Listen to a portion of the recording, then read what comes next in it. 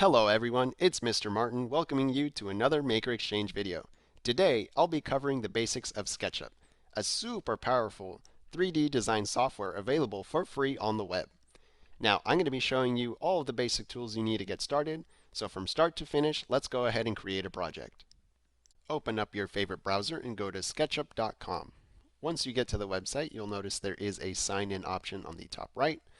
But if you quickly take a look at the website, you'll notice it's very architecturally focused. So a lot of the tools that we have at our disposal are based on designing buildings and other architecture. You can still use it to create 3D objects, however, which is what we'll be doing today. So go ahead and click sign in and create your account. Once you've logged in, there is a try SketchUp option over here on the top right. When you click it though, it wants you to start a 30-day free trial. Now, to get started for free without needing to sign up, go to Products and hit SketchUp Free, and then hit Start Modeling. This lets us get started right on the browser without having to do anything extra. And once you click that, you'll notice the app starts to load. Now, I get an error just because I'm using incognito mode, but if you're using any kind of browser, that's not too big of a deal. We can always manually save. So on your home screen, you have some options. You have your projects. You can change to list or tile view. But we're going to go ahead and just hit create new project. And I like measuring things in meters. That's how scientists work. So let's go ahead and choose that. And when we do, we automatically get a model loaded in. You'll notice when you first launch SketchUp, you'll have a model loaded already into your workspace, which is this space here in the middle. You have your toolbar over here on the left. We're going to go over a few of these in this tutorial. You have your title bar up top. You can save your project, you can undo any action or redo any action you've performed. And over here on the right, you have more buttons that give you more options to manipulate objects, entities, lines, whatever you may be creating. The first thing we're going to go over is how to save a project. Now this is very important because you don't want to lose your work while you're in the middle of it. So up here, you can either click on Untitled or hit the hamburger menu and click Save As. And this is going to bring up a list of locations where you can choose. Let's go ahead and pick the SketchUp. You'll notice I already have some projects stored here. Down under the name, we're going to type Maker1, and we're going to save it. So now it is saved to our SketchUp account, and anytime we needed to come back to it, it would be there for us, nice and saved. So next, let's go over what we can do. If you're anything like me, you'll start clicking right away, and that left mouse click by default is the select tool. So we can bring up a selection rectangle to choose things that are in our view, and that's over here on the left. Now the middle mouse button is our orbit tool, and by holding down the middle mouse button, you can swing the camera angle around to get a full 360-degree view on all sides.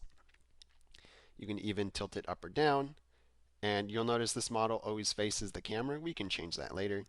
That's not too big of a deal. You can use the scroll wheel to zoom in or out, and you can combine both to quickly pan the camera around left or right. Now, under the orbit tool down here on the left, you can also change that to be the pan tool. Now this is going to help us a lot. Since the middle mouse button will always orbit, I recommend changing this to pan so that you can quickly move things side to side if you need to without necessarily having to scroll in or out all the time. So I can maintain my ability to change the angle, I can pan the camera around, and I can still zoom in or out just using the mouse. So once we've got the camera controls down, over here on the right we do have some extra functions that'll help us. So go ahead and click on the select tool, highlight the model that's loaded, and then the first tool is the entity tool. So this will tell us details about what we have selected. As you can see, this preloaded model is literally called Helen. She's made of default material and currently has no tags for the project. So if we needed to search for different things, like if this was a huge architecture project, we can search for windows, we can tag it as a certain material, and things like that. Now the next thing over here is the outliner tool. That is something that you do have to pay for, and there is one other tool here, the very bottom one, called the solid inspector. Now we're not going to use these, so we're just going to close those, but keep in mind that we can't use them without paying, or upgrading in this case. The instructor tool is one that we're going to have up most of the time. It's very useful because it gives us not only instructions, but modifier keys. Now if you notice, all of these tools over here on the left come with separate instructions. I recommend you go through and read them all. But most importantly, it's important to master the modifier keys, because that'll really help us get things done quickly using keyboard controls along with our mouse. When we click on the paint bucket tool, you'll notice that the materials window automatically pops up. And so that'll let us choose different colors, or in this case materials, to paint those different entities. We can close that, and in fact we can hide the instructor window, but since it's highlighted in blue, it'll always be active. So once we click on it, it'll always open up in that separate window.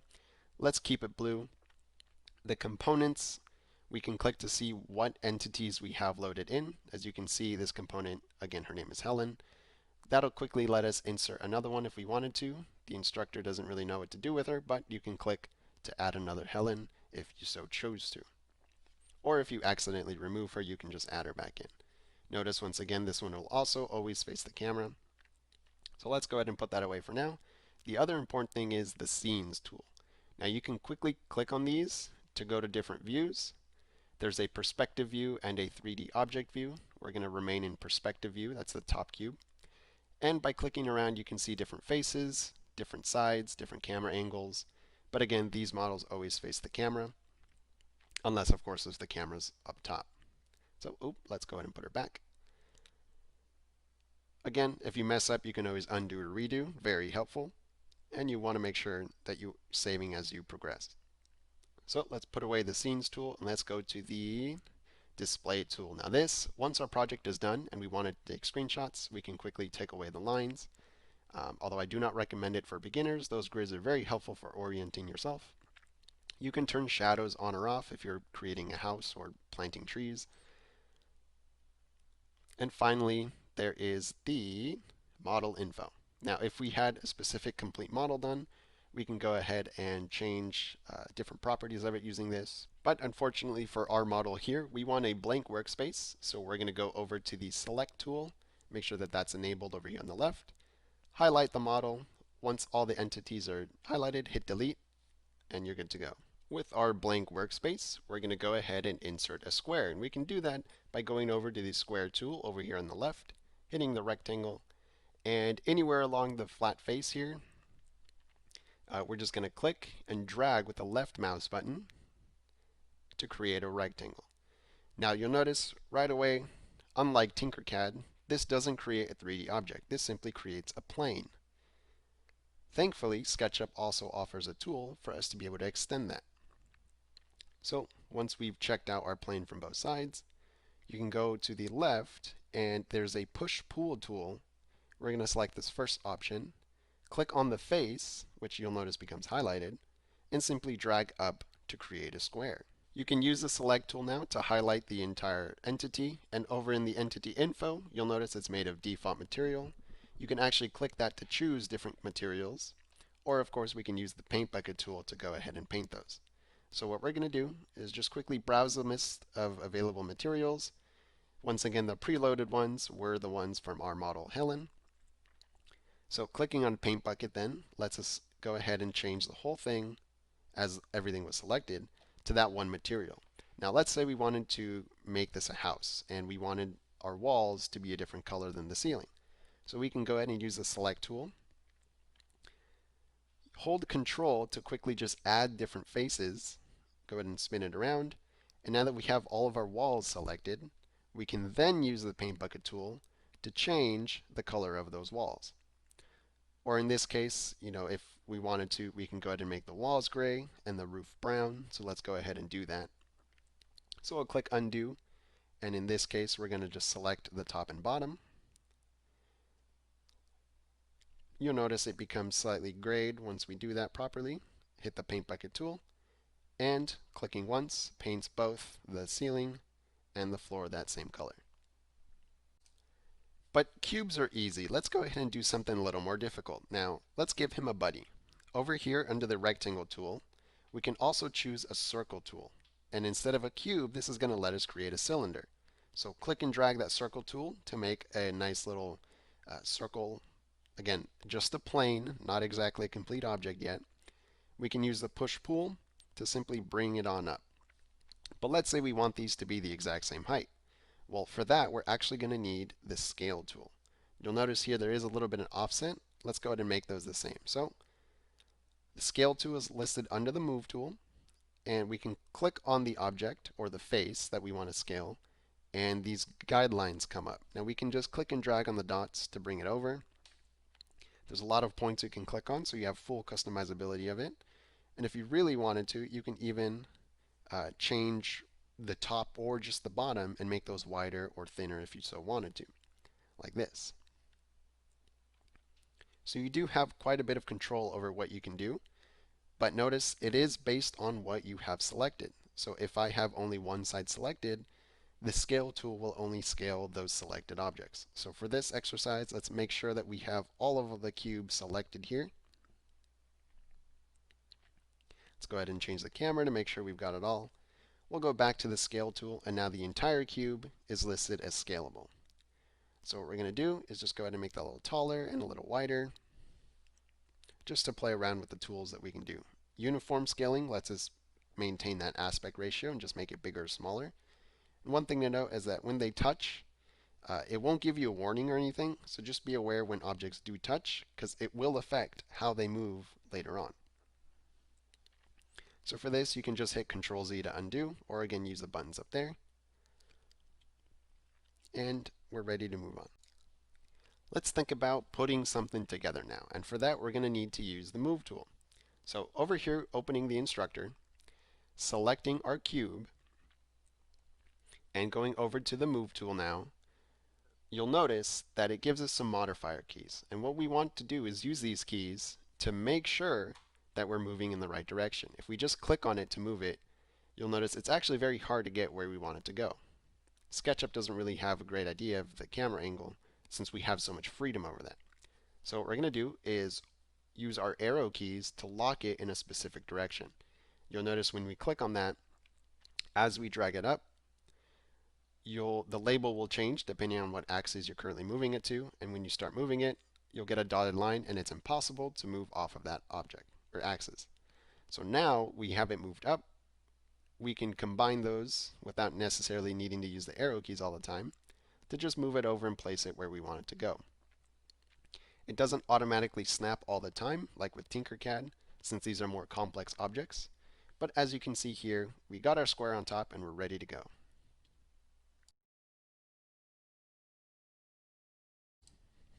With our cube up top, let's go ahead and give it some more friends. So what we're going to do now, go ahead and select the cylinder, and when you do that, you'll notice a face of the cube also gets selected. Thankfully, the instructor gives us a way to unselect those. So by holding Shift Control, simply click on that face until all of the blue lines associated with the cube are gone.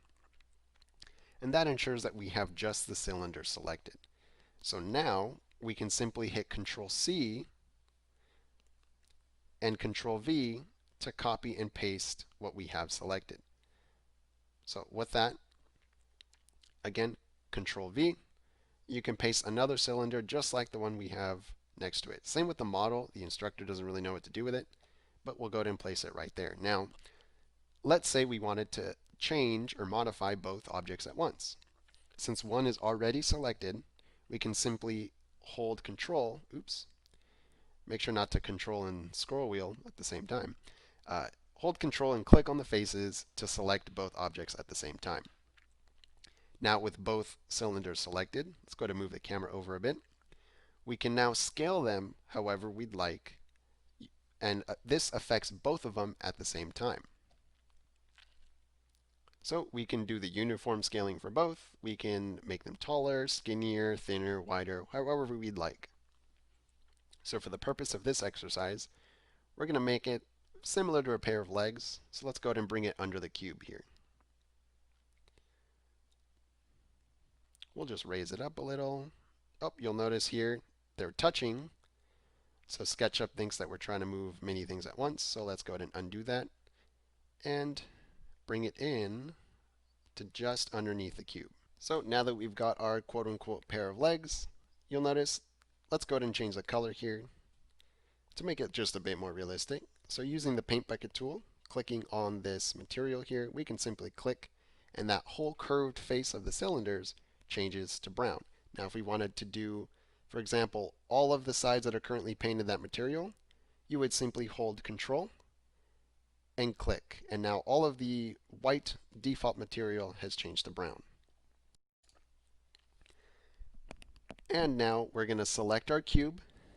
Once again, make sure that none of the faces in the cylinder are selected. Just hold Control Shift and click on those until the blue lines disappear. So now we're going to scale our cube to look more like a body. And of course, it's not going to be super realistic, but we're going to try our best. So we're going to stretch it out and make it a little thinner.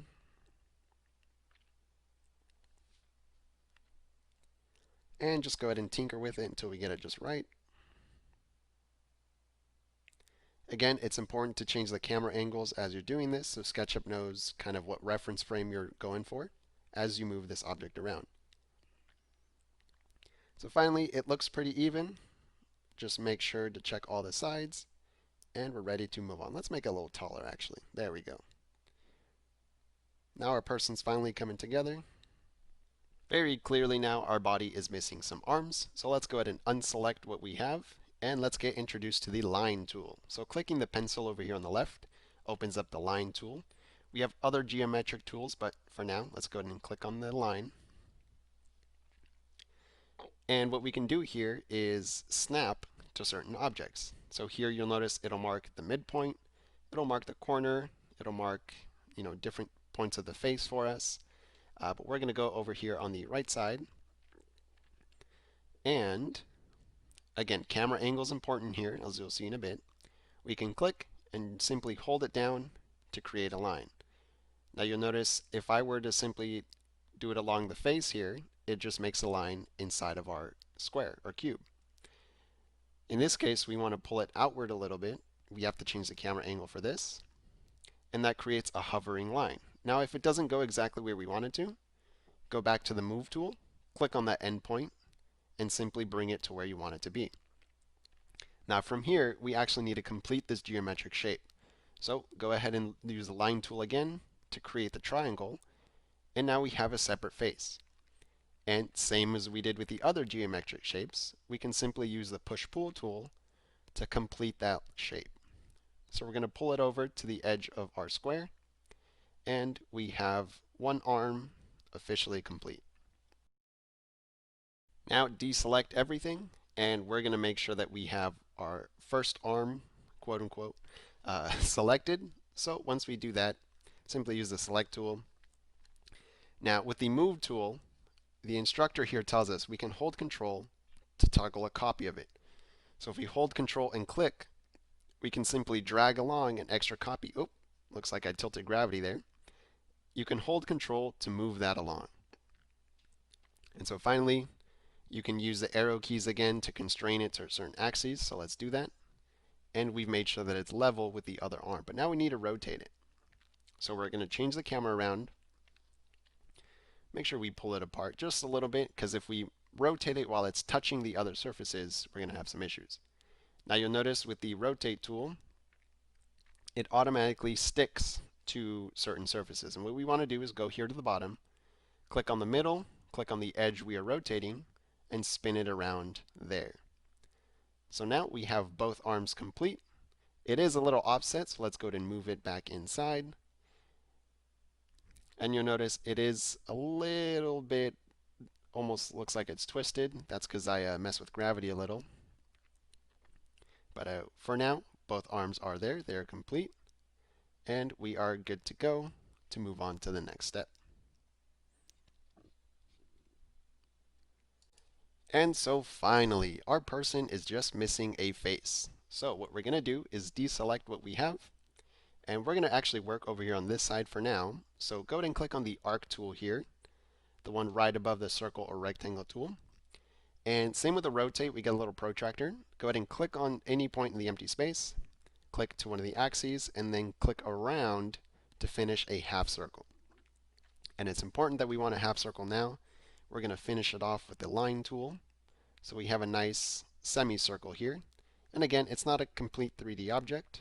So to do that, we'll click on the Arc tool again. And on the bottom, you have the Pi tool. Now, same with the other tools. You can click the arrow keys to lock it to a certain axis. Let's lock it to the green one here. Click the midpoint, go to the edge, and click all the way around. And it's important that we do click all the way around. So change the camera angle, click there, and now we have a full, almost like a polygonal circle here. Looks kind of like a spaceship. And so this is where it gets cool. We can click on the push-pull tool. There's an option called Follow Me, and just like the instructor tells us, it lets us duplicate it along a certain path. And so we're going to duplicate our half circle all along that pie that we created. And when we finish it off, we have a nice little spherical shape here. And all we have to do is select that and use what we've learned to move it on over to our person.